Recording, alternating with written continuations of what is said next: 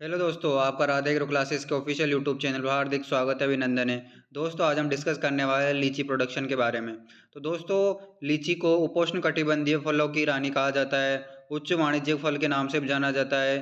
यानी कि इसके हम इस टॉपिक में कौन कौन से टॉपिक्स की बात करेंगे, तो इसमें हम इसके साइंटिफिक नेम की बात करेंगे, इसकी फैमिली की बात करेंगे, साथ ही में इसमें पाए जाने वाले गुणसूत्र या क्रोमोसोम की संख्या की बात करेंगे। साथ ही में इसमें पाए जाने वाले विभिन्न प्रकार के अम्ल की बात करेंगे कि कौन-कौन से अम्ल पाए जाते हैं इसमें। तो दोस्तों, इसके वानस्पतिक नाम की या बॉटनिकल नेम की बात करें तो इसका बॉटनिकल नेम होता है लीची चाइनेंसिस। इसकी फैमिली की बात करें तो सेपिडेंसिस की फैमिली होती है।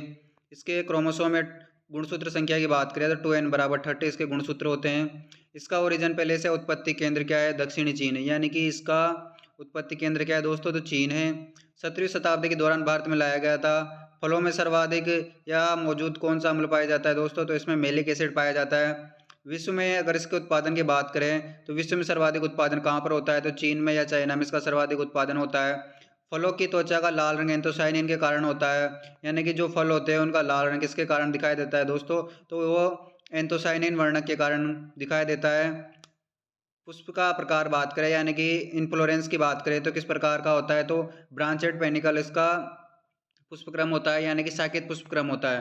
फूल पंखुड़ी रहित होते हैं, यानी कि इसके फूलों में पंखुड़ियां नहीं होती है। फल का प्रकार की बात करें यानी फ्रूट टाइप की बात करें तो वन सीडेड नट होता है।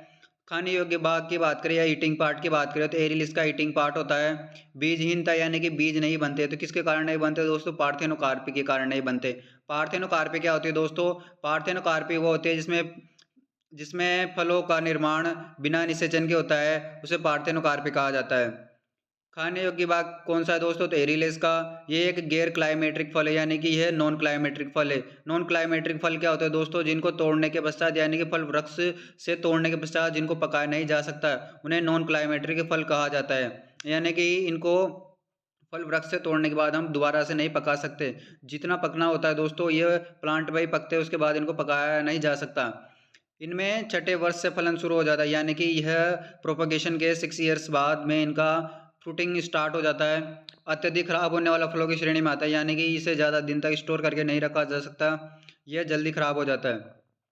अगर इसकी क्लाइमेट एंड सॉइल की बात करें कि इसमें कौन से क्लाइमेट की आवश्यकता होती है और कौन सी सॉइल की आवश्यकता होती है, तो दोस्तों गर्म उपोष्ण कटिबंधीय जलवायु में लीची का वृद्धि विकास अच्छे से होता है। फूल आने के लिए आदर्श मानी जाती है, यानी कि गर्म या उपोष्ण जलवायु इसके लिए अच्छी होती है, जिससे इसका वृद्धि अच्छा होता है और फूल आने में भी आदर्श मानी जाती है। पौधों पर 30 डिग्री पर शानदार ढंग से वृद्धि करता है, यानी कि 30 डिग्री टेम्परेचर पर इनका वृद्धि विकास अच्छे से होता है। बिहार में फूल आने के और फल बनने के दौरान अधिकतम तापमान फरवरी में 21 डिग्री से जून में 38 डिग्री तक रहता है। शीतकाल ठंडा होने के कारण शुष्क और पाले से रहित न्यूनतम तापमान 15 डिग्री होना चाहिए। फूल आने के लिए हल्की वर्षा के साथ 16 से 22 डिग्री टेम्परेचर सर्वोत्तम माना जाता है।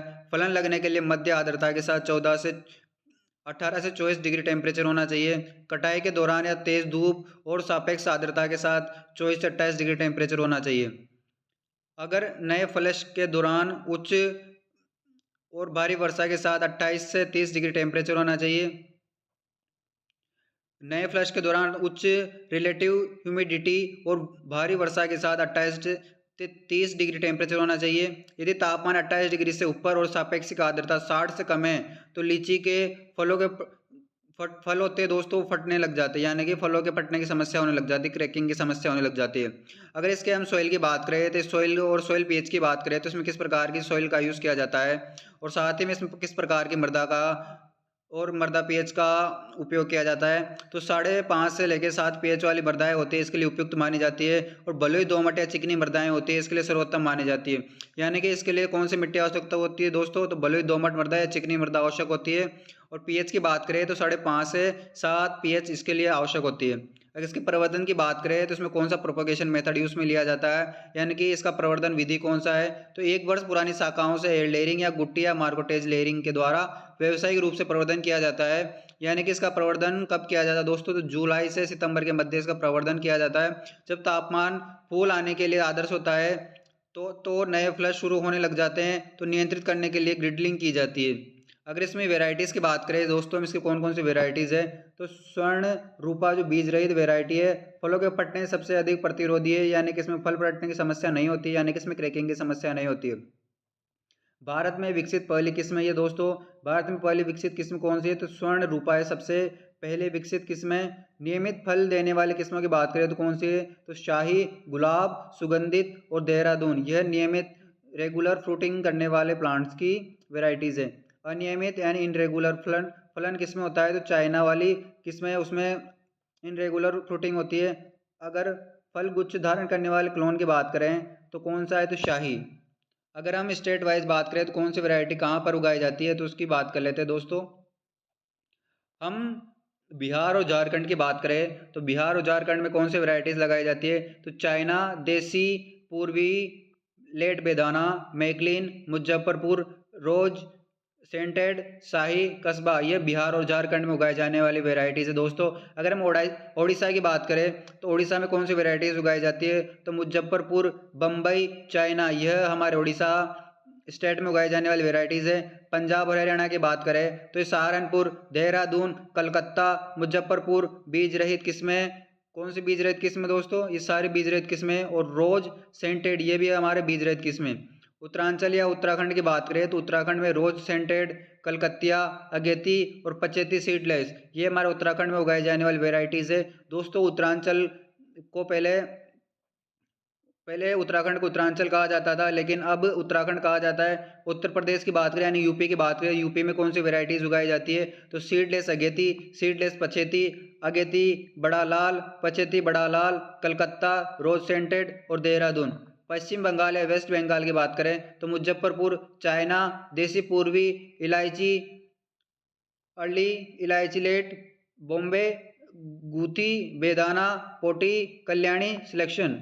पश्चिम बंगाल जल्दी पकने वाली किस्में होती है, यानी जैसे शाही में देर से पकने वाली किस्में जैसे चाइना की तुलना में अधिक टूटने की आशंका होती है, यानी कि यह प्लांट से जल्दी टूट जाती है। पुष्पन और कटाई और उपज की बात करें, यानी कटाई आमतौर पर मई और जून महीने में की जाती है। बिहार में मई की शुरुआत में इसकी कटाई की जाती है। यूपी और पंजाब में मई के अंत और जून के फर्स्ट वीक में इसकी कटाई की जाती है। कटाई के बाद लीची उत्पादन में लगभग 20 से 25% तक की हानि हो जाती है। फलों को 5 से 7 डिग्री टेम्परेचर भंडारण करने से नुकसान कम होता है, यानी कि इसको हम कम टेम्परेचर पर स्टोर करना चाहिए। वानस्पतिक रूप से प्रवर्धित लीची के पेड़ों में 3 से 5 साल की उम्र में फूल आने लग जाते हैं।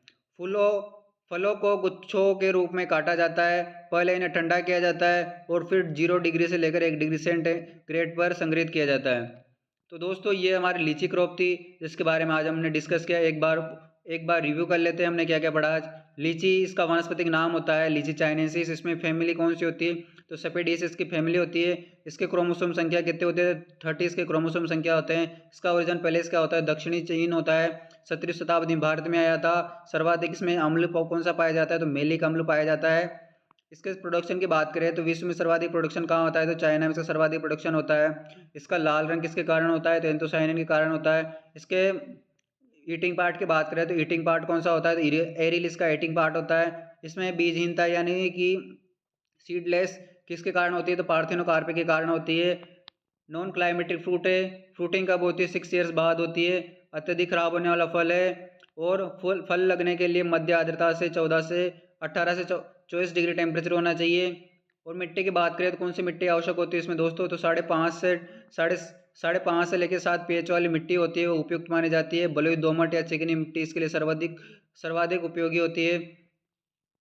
इसकी किस्में कौन कौन सी दोस्तों, नियमित फल देने वाली किस्मों की बात करें तो शाही, गुलाब, सुगंधित, देहरादून, यह इसकी नियमित फल देने वाली यानी रेगुलर फ्रूटिंग करने वाली वेराइटीज़ है।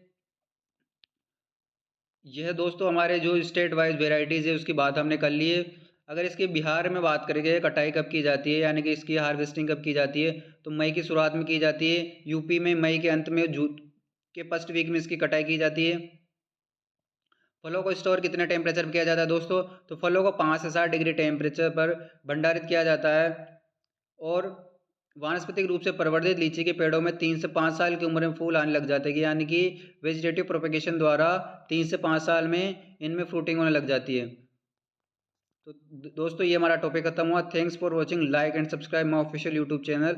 Thank you.